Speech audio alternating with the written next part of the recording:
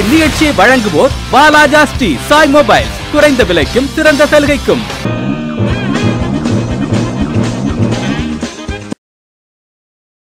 ஐயா உங்க பேர் என்னய்யா? என் பேர் மாரி. மாரி என்னய்யா? மாரினாக மழைன்னு அந்த மாதிரி அது இல்ல அது அர்த்தம் மாரி தான், மழை தான். ஆனா என் பேர் மாரி. அது மாறி தான். இவரு ஒரு மாறி, நீ ஒரு மாரியானே? ஆமா மாரி.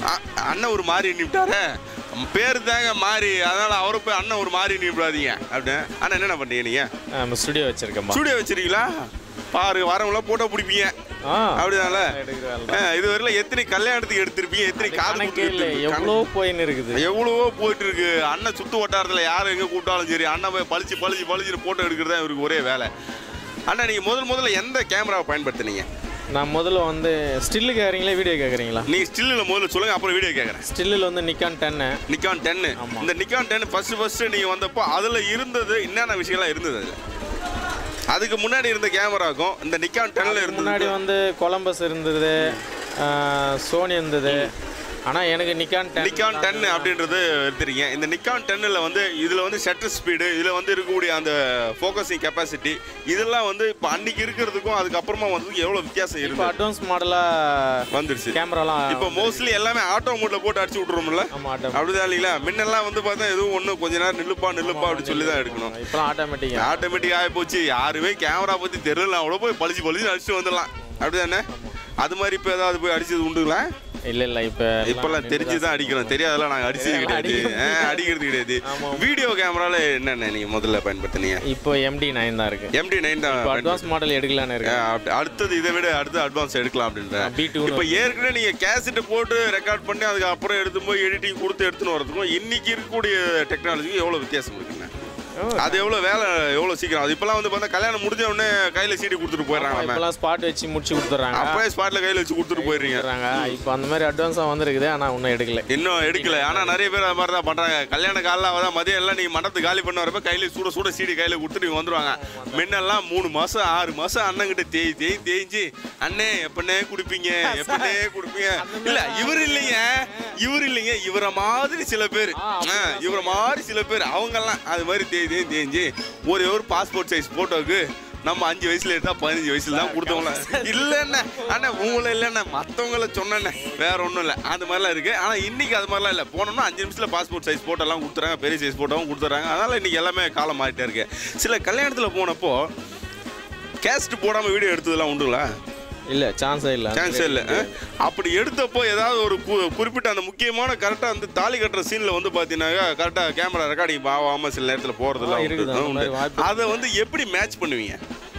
ஜஸ்ட் மறுபடியும் ஒரு 5 நிமிஷத்தில் ரெடி பண்ணி மறுபடியும் கட்டுற மாதிரி ஒரு ஆக்ஷன், அது மாதிரி கட்டுற மாதிரி மறுபடியும் எடுத்துருவீங்க. ஏன்னா பாட்டி ஓகே சொன்னாதான். பாக்கி இல்லைன்னா எனக்கு அதான் வேணும்ட்டாங்கன்னா என்ன பண்ண முடியும்? ஒன்றும் பண்ண முடியாது.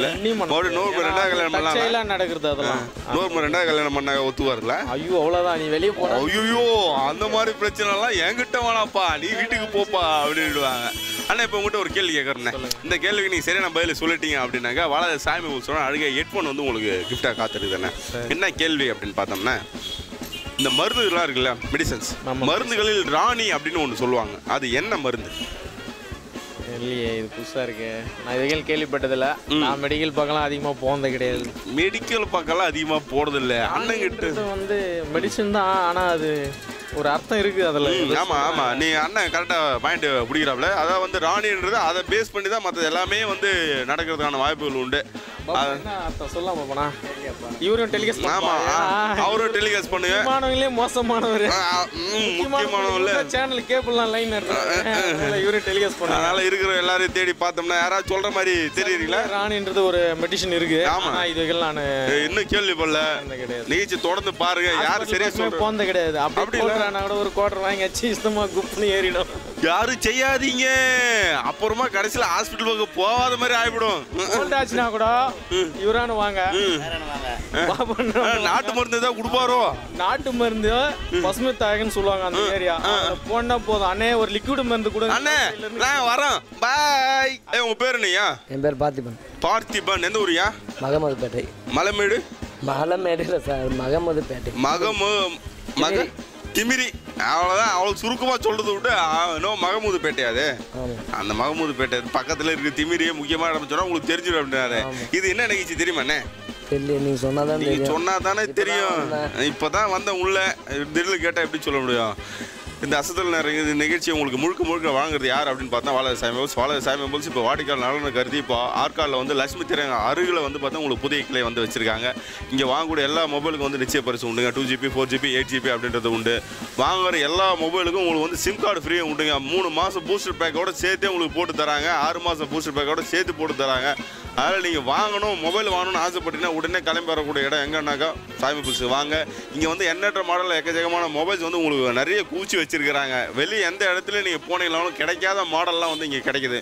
நீங்கள் சைனா மொபைல்லேருந்து கம்பெனி மொபைலில் எதை வாங்கணும்னு ஆசைப்பட்டாலும் உடனே வரக்கூடிய இடம் எங்கே அப்படின்னா வாழை சாய் மொபைல்ஸ் மற்றும் ஆற்காடு சாய் மொபைல்ஸ் தான். வாங்க நிகழ்ச்சிக்கு போவோம். யாருக்கால் பேசுனீங்க? மக்கள் நம்மளை பார்த்துட்டு இருக்காங்க. அந்த மக்களை பார்த்து பேசிட்டு இருந்தாங்க. யாருகிட்ட பேசிட்டு இருந்தேன்னு கேட்டுவிட்டா பார்த்தீங்களா கொஞ்ச நேரத்தில் இவரு ஐயா என்ன பண்றீங்க நீங்க? அந்த பஸ் கண்டக்டர் பார்த்தீங்களா? Evidence boss evidence. ஒரு நாளைக்கு எவ்வளோ வசூல் ஆகுங்க? ஒரு நாளைக்கு தான் பாருங்களேன். இப்படியே இருக்கிறது கொஞ்சம் பஸ்ஸில் ஏறி பார்த்து யார் யாருக்கிட்ட எத்தனை வாங்கலாம் அப்படின்னு கணக்கு போட்டால் அதுதான் வசூல் ஆகுறது அப்படின்னு சொல்லி சொல்கிறோம். இந்த பஸ்ஸு ஓட்டுறப்போ எப்பவுமே யாரை பாரு எங்கே போகிறேன்னு கேட்குறீங்களா? போகிற காரியம் விளங்குமா? நான் கேட்கறது கிடையாதா? காசு கொடுத்து வாங்கி போட்டுவீங்களா?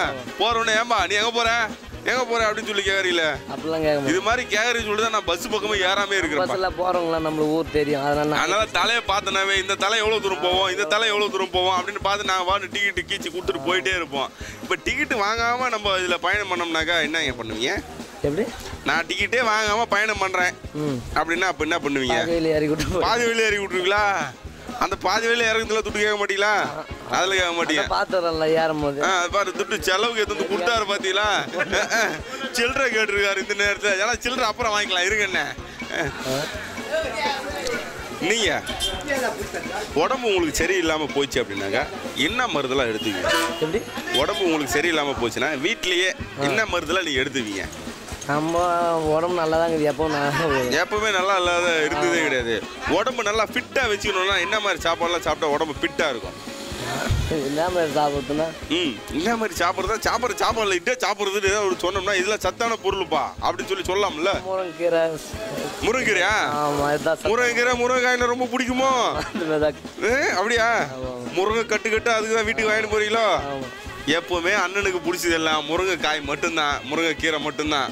அண்ணனுக்கு பிடிச்சது வேற எந்த தாவரமே கிடையாது. முருங்கை மரம் வீட்டை சுற்றி நிறைய நட்டு வச்சிருக்கீங்களோ? நிறைய சுற்றி நட்டு வச்சிருக்கிறோம்பா. எப்பவுமே எனக்கு முருங்கைக்காய் தான் ரொம்ப பிடிக்கும். முருங்கைக்காய் நம்மளுக்கு என்னென்ன பண்ணுது உடம்புல? என்ன கேள்வியே கேட்குறீங்க? இது மாதிரி கேள்வியெல்லாம் என்கிட்ட கேட்கக்கூடாது. எப்படி இது மாதிரி கேள்வி என்கிட்ட கேட்கலாம் அப்படின்றாப்ல. இப்போ உங்கள்கிட்ட ஒரு கேள்வி கேட்குறேன்பா. இந்த கேள்விக்கு நீ சரியான பதில் சொல்லிட்டேன் அப்படின்னா வாழை சாய் மொபைல்ஸ் ஹெட்ஃபோன் வந்து உனக்கு கிஃப்டாக காத்துருது. என்ன கேள்வி அப்படின்னாக்கா எப்படி எந்த மாதிரி அறிவியல் சம்மந்தமாக கேட்கலாமா, விளையாட்டு சம்மந்தமாக கேட்கலாமா? விளையாட்டு சம்மந்தமாக கேட்கலாமா? எதனா ஒன்று கேளுங்கப்பா சொல்லிட்டு போயிட்டே இருக்கிறோம். அதாவது ரீசைக்கிள் மறுசுழற்சி செய்வதற்காக பயன்படுத்தும் உயிரினம் எது? ரீசைக்கிள் மறுசுழற்சி. இந்த உயிரினத்தை வச்சு தான் நம்ம வந்து மறுசுழற்சியை பண்ண முடியும். அது எந்த உயிரினம்? யோசனை பண்ணி பார்த்தனா இதுவாக இருக்கும் அதுவாக இருக்கும். சொல்லி ஊற்றி சொல்லக்கூடாதுப்பா, அப்படியே சொல்லலாம் அப்படின்றாப்ல. நீ சொந்தமாக சொல்லுங்க, அவங்க கேட்டு தெரிஞ்சுக்குவாங்க. இந்த நம்ம தெரியல விட்டுறேன். மறுசுழற்சி அப்படின்றது ஒன்று இருக்குல்ல, அப்படின்னா என்னது? ரீசைக்கிள் அப்படின்னுவாங்க இங்கிலீஷில். தமிழில் சொல்கிறப்ப மறுசுழற்சி அப்படின்வாங்க.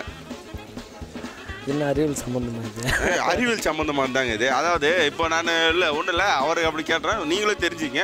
மறுசுழற்சி அப்படின்றது என்ன அப்படின்னா நம்ம டெய்லி பயன்படுத்தக்கூடிய எல்லா பொருட்களையும் மறுபடியும் வந்து எடுத்துகிட்டு போயிட்டு வேற ஒரு பொருளாக உருமாற்றி கொண்டு வரதான் மறுசுழற்சி அப்படி சொல்லி சொல்கிறோம். இன்றைக்கி நம்ம என்ன பண்ணுறோம், வீட்டில் வந்து ஒரு காலையிலேருந்து சாயந்தரம் வரைக்கும் செய்யக்கூடிய ஒவ்வொரு வேலையும் நீங்கள் கணக்கு போட்டு பாருங்கள். இன்றைக்கி வந்து நம்ம ஒரு பால் பாக்கெட் வாங்குறோம். அந்த பால் பாக்கெட் வாங்கிட்டு பால் நம்ம யூஸ் பண்ண அப்புறம் மேலே இருக்கக்கூடிய கவர் என்ன பண்ணுறோம், எடுத்து போய் குப்பையில் போட்டுருவோம்.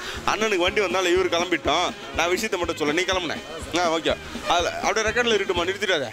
இதில் என்னென்னா அந்த மறுசுழற்சின்றது அந்த பால் பாக்கெட் இருக்குல்ல, அந்த பால் பாக்கெட்டை மறுபடியும் நம்ம எடுத்துகிட்டு போயிட்டு நம்ம கடையில் போட்டால் அவங்க என்ன பண்ணுவாங்க, மறுபடியும் அதை வந்து ஒரு கம்பெனியில் அதை உள்ளே எடுத்துகிட்டு போயிட்டு மறுபடியும் உருக்கி மறுபடியும் வேறு ஒரு பாத்திரமாவோ வேறு ஏதோ கொண்டு பண்ணி எடுத்துகிட்டு வருவாங்க.